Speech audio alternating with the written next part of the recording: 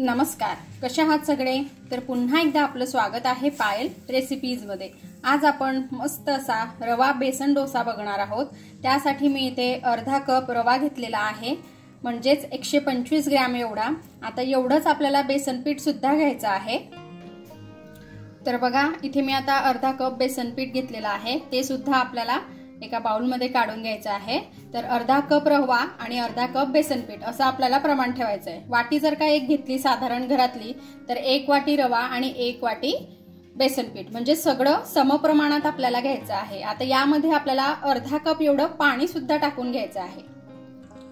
तर त्याआधी आपल्याला यामध्ये अर्धा कप दही टाकायचं आहे। तर दह्याचं प्रमाण सुद्धा आपल्याला तेवढंच ठेवायचं आहे। दही मी इथे घरचं लावलेलं दही घेतलेलं आहे, हे आपण यामध्ये टाकून घेऊ। आता यामध्ये आपल्याला पावभाजीचा मसाला टाकायचा आहे। तर मी इथे 1 छोटा चमचा पावभाजीचा मसाला टाकून घेतलेला आहे। पावभाजीचा मसाला नसेल तर आपण यामध्ये थोडंसं तिखट, हळद आणि मीठ एवढं जरी टाकलं तरी चालेल, किंवा तेही नाही टाकलं, फक्त असंच जरी हे तयार केलं फक्त मीठ टाकून, तरीही काही प्रॉब्लेम नाही। आता यामध्ये आपण थोडा ओवा सुद्धा टाकून घेऊ। तर इथे मी थोडा ओवा घेतलेला आहे, याला आपल्याला अशा प्रकारे हातावर क्रश करून घ्यायचा आहे, म्हणजे याची चव छान लागते। चवीनुसार मीठ ऍड करून घेऊ आपण। आता हे आपण छान असं मिक्स करून घेऊ आणि आपल्याला आता यामध्ये अर्धा कप पाणी टाकायचं आहे। आता हे छान आपल्याला फेटून घ्यायचं आहे। यामध्ये गुठळ्या वगैरे आपल्याला ठेवायच्या नाहीये, छान स्मूथ असं बॅटर आपल्याला हे करून घ्यायचं आहे। आजची आपली रेसिपी आहे ती अगदी झटपट तयार होणारी आहे, टेस्टी आहे। मुलांच्या टिफिनसाठी तुम्ही देऊ शकता, घरी सकाळी नाश्त्यासाठी बनवू शकता। तर रेसिपी पूर्ण बघा आणि आवडली रेसिपी तर लाईक करा, फॅमिली फ्रेंड सोबत शेअर करा आणि सबस्क्राइब करायला विसरू नका। तर इथे हे बॅटर आता आपलं रेडी झालेलं आहे।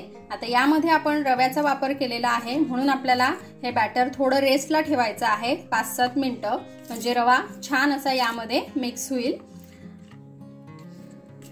तर आता काही गोष्टी ज्या आहेत त्या आपल्याला यामध्ये ऍड सुद्धा करायच्या आहेत, त्यासाठी व्हिडिओ स्किप करू नका। यानंतर सुद्धा प्रोसेस अजून भरपूर आहे, व्हिडिओ पूर्ण बघा। आता आपलं जे बॅटर आहे ते रेस्टला ठेवून झालेलं आहे। आता हे छान मी पुन्हा एकदा मिक्स करून घेते। बघा, याची कन्सिस्टन्सी तुम्ही बघू शकता, जसं आपण डोस्यासाठी बॅटर ठेवतो अगदी तसंच आहे। यापेक्षा जास्त आपल्याला पातळ सुद्धा करायचं नाहीये आणि घट्ट सुद्धा ठेवायचं नाहीये। आता यामध्ये आपल्याला थोडा सोडा टाकून घ्यायचा आहे। तर बघा, खूप असा सोडा मी घेतलेला नाहीये, अगदी 2 चिमटी एवढा सोडा घेतलेला आहे, हा आपण यामध्ये आता टाकून घेऊ। आता सोडा आपल्याला छान असा मिक्स करून घ्यायचा आहे बॅटर मध्ये। आणि जसा आजचा आपला डोसा अगदी मस्त आहे, तसेच मी भरपूर सारे वेगवेगळ्या पद्धतीचे डोसे याआधी सुद्धा बनवलेले आहेत, तुम्हाला भरपूर बघायला मिळतील। तर ते तुम्हाला बघायचे असतील तर तुम्ही आय बटनवर जाऊन बघू शकता आणि ट्राय सुद्धा करू शकता। अप्रतिम झालेले आहेत तेही डोसे आपले। आता इथे सोडा सुद्धा मी छान असा मिक्स करून घेतलेला आहे। आता मी इथे नॉनस्टिक तवा घेतलेला आहे, यावर आपल्याला हे जे बॅटर आहे ते टाकायचं आहे।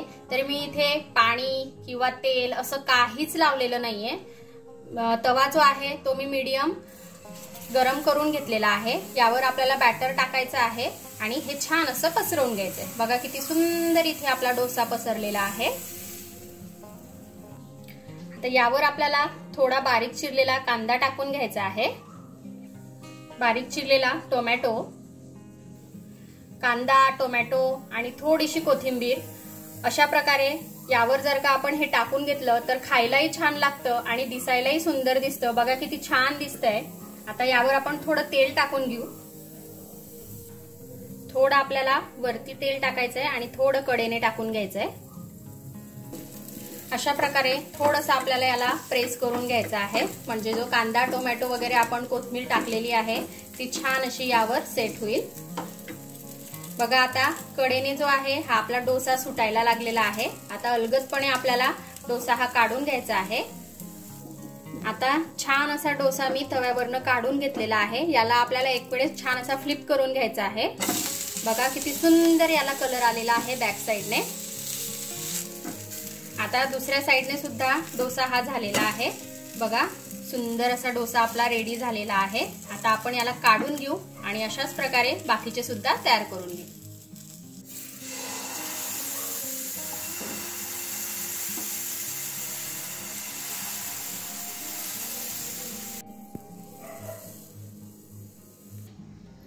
तर बघा इथे आपला मस्त असा रवा बेसन डोसा हा खाण्यासाठी रेडी आहे। खूप टेस्टी लागतो आणि झटपट तयार होतो। आपल्याला याला आंबवून ठेवायची गरज नसते, 2 दिवस लावावे लागत नाही, अगदी पटकन आपला हा डोसा तयार होतो। तर तुम्हीही अशा प्रकारे रवा बेसन डोसा हा घरी बनवून बघा आणि कसा वाटला ते मला कमेंटमध्ये नक्की कळवा।